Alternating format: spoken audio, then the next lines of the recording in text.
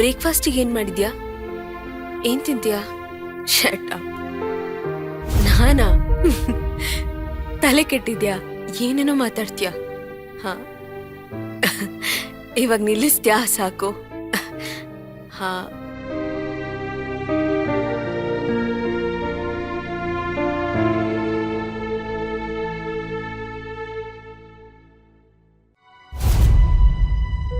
ಮಜ್ನು, ಪ್ರೀತಿಲ್ ಬಿದ್ದಿರೋ ಅಂತ ರೋಮಿಯೋ ನಾನು. ಈ ರೀತಿ ಯಾವ್ಯಾವುದೋ ಹೆಸರಲ್ಲಿ ಕರಿತಾ ಇದ್ರು ನನ್ನ. ಎಲ್ರಿಗೂ ಗೊತ್ತಿತ್ತು ನಾನು ನಿನ್ನನ್ನು ಎಷ್ಟು ಪ್ರೀತಿಸ್ತಾ ಇದ್ದೆ ಅಂತ.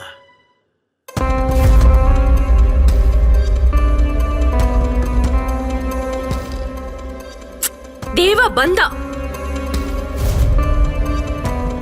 ಪ್ರಿಯ ಎಲ್ ಹೋದ್ರು ಅವಳ ಹಿಂದೆನೆ ಬಂದ್ಬಿಡ್ತಾನೆ.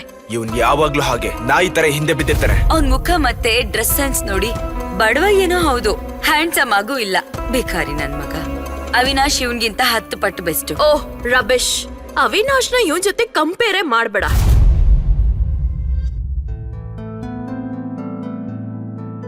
ಪ್ರಿಯಾ,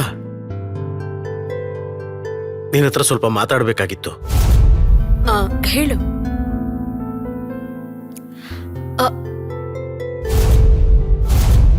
ಮದುವೆ ಮಾಡ್ಕೋತೀಯ ನನ್ನನ್ನ?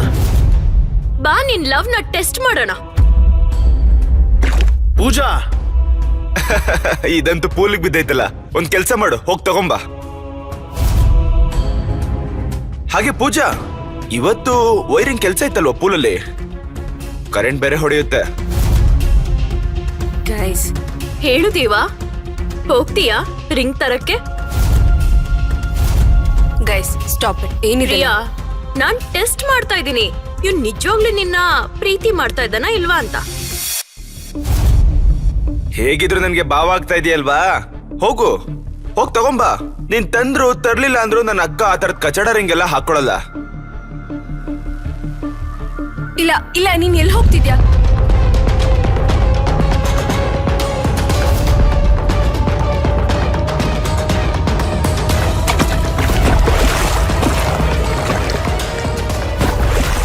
ಈ ಇಡಿಯಟ್ಟಿಗೆ ಈಜೋದಿಕ್ ಬರುತ್ತಾ? ಏನ್ ಮಾಡ್ತಿದ್ಯಾ? ಕೇಳಿಸ್ತಿದ್ಯಾ? ಏನಾಗ್ತಿದೆ ಗೈಸ್?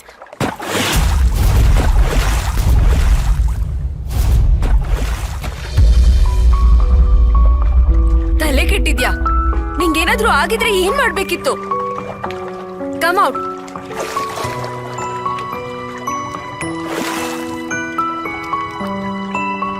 ಆರಾಮಾಗಿ ಆರಾಮಾಗಿ.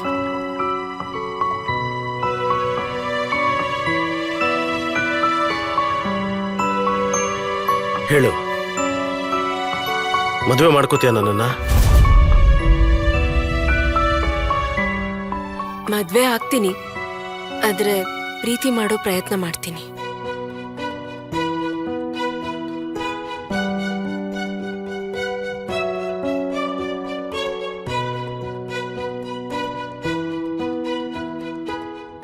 ಅವತ್ತಿನ ದಿನ ಎಲ್ರೂ ಹೇಳಿದ್ರು ಪ್ರಿಯಾ ದೇವನ ಯಾವತ್ತೂ ಪ್ರೀತಿಸಲ್ಲ ಅಂತ.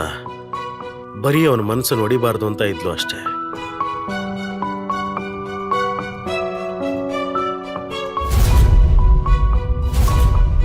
ಆದ್ರೆ ಈಗ ಅವಿನಾಶ್ ಮತ್ತೆ ನಿನ್ ಜೀವನಕ್ಕೆ ವಾಪಸ್ ಬಂದಿದ್ದಾನೆ.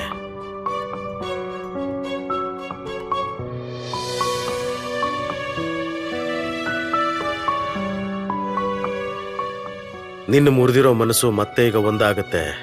ನಾನು ಈ ಬಂಧನದಿಂದ ನಿನ್ನ ಸಂಪೂರ್ಣವಾಗಿ ಬಿಡುಗಡೆ ಮಾಡ್ತೀನಿ.